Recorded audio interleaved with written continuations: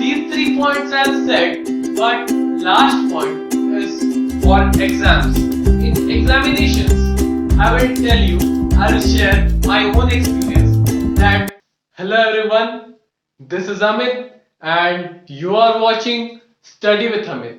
As you have seen in the title of this video that today I am here with the topic that how to get 90% or 90 plus in your English, or English, it will be more better to write it literature,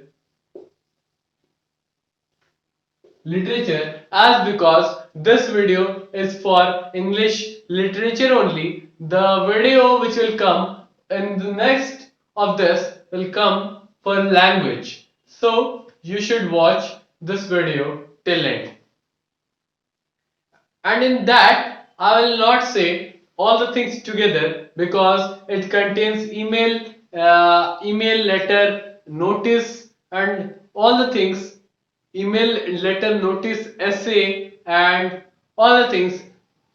So comprehension and grammar. So these all things are present. So for this, you should have a separate video for all the things.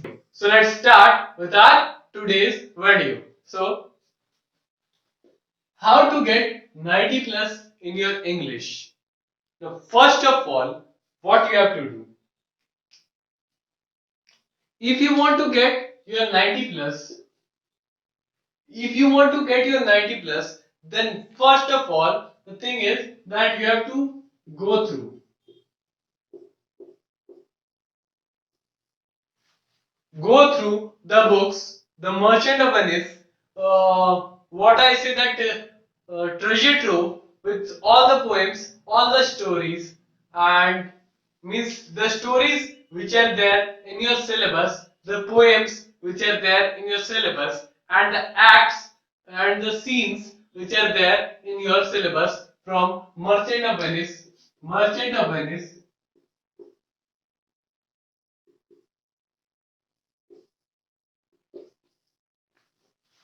Merchant of Venice.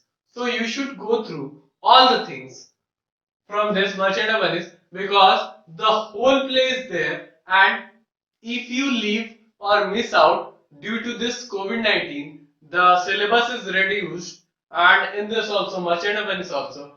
So few of the parts, few of the scenes are cut. So that scenes, maybe it would be important scenes. So you should go through all the parts of this Merchant of Venice, because by having the knowledge, or you can go through the what I say, the workbook which is there, and in the workbook text with the paraphrase, it is there, the summary of the text is there in 2 to 3 paragraphs. So by there means reading that you will get the knowledge of all the scenes. You should read this for all the scenes. So that's the thing for Merchant of Venice. After this, next point is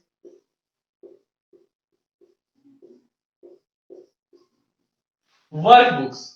You should complete your workbooks.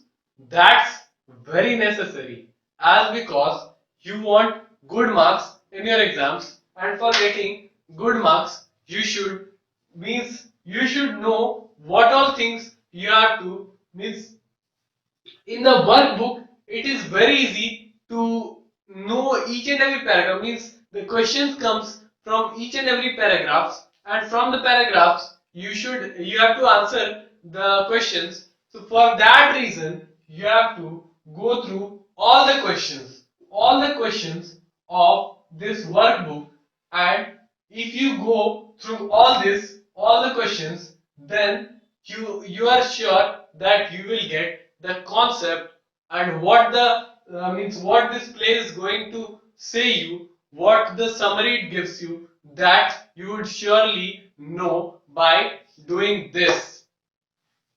After this, third point is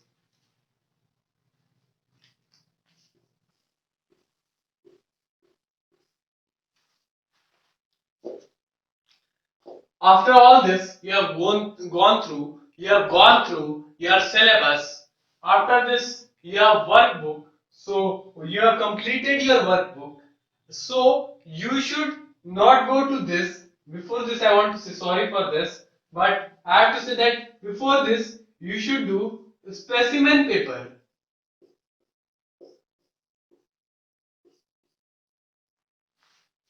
And I would say one more thing, that if you are solving your 10 years, if you are solving your 10 years, then there is one option that attempt 5 questions, and there should be 2 questions from 2 sets and 1 question from your choice. So you have to attempt all together 5 questions.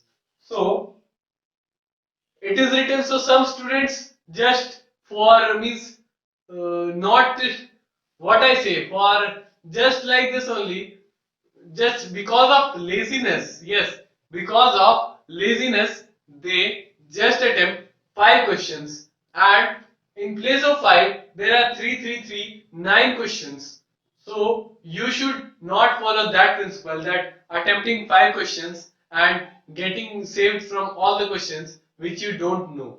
So you should go through all the 3 questions which are there from one set, and 3 from short stories, 3 from poem, and 3 from Merchant of Venice. If you do all the 3, then only you can say that yes, you have a good concept of all the 3. So we have done these two. After this, we have 10 years. 10 years are one of the important thing, but I will tell that as the syllabus is reduced, so you should just see that 10 years, the questions which are there in 10 years are there in your syllabus or not. If it is not there, then there is no reason, nothing of that much to practice and be shown that you are an intelligent person. No, there is no need to solve that thing in English, especially in English, because this will not help you further. I can say that you can say that yes, in mathematics it will help further, in physics it will help, yes, but in English I will say that no, it will not help you much. So 10 years, you see that yes, this is in syllabus, so that's what where you have to focus, and where your marks is there. You have to see that yes, my marks lies in this part of the book. So that part is necessary for you. From there only you will get your marks, and your marks only matter. But your marks only matters for 10th. So for 1, 2, 3, 10 years, I have said practice all the things, read the text, understand it carefully, and if you are not able to do that, then you can see some few videos which are there in our channel, that about Merchant of Venice, and of what I say, the short poems, and of the Treasure Trove book. So you can go and see that, which is present in our description, and in I button also you can find. So, and these 3 points I have said, but last point is for exams. In examinations, I will tell you, I will share my own experience, that you should start your paper with short answers. Means 5 questions are there, so you should just invest your less time in the doing attempting first questions, means first set and second set. There is 2 hours time, and in that 2 hours you have to do all the 5 questions. So for that you have to see 2.5 hours. So for that you have to see that yes, here by writing this you can, means the speed, you should have that speed to write as fast as the time. If you have, you have to have your 5 minutes in your hand to revise your paper once more.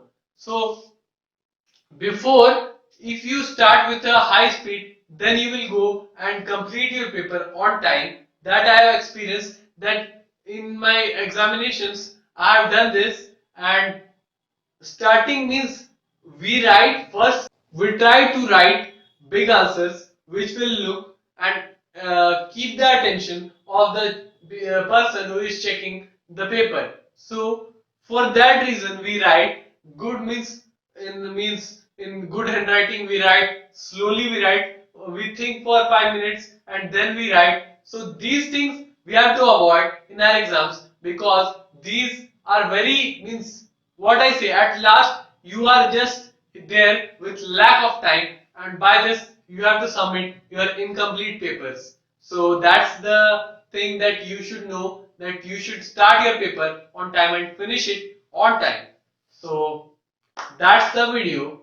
Thanks for watching this. If you find this video helpful, then do share it with your friends. So thank you, have a good day, and Jai Hind.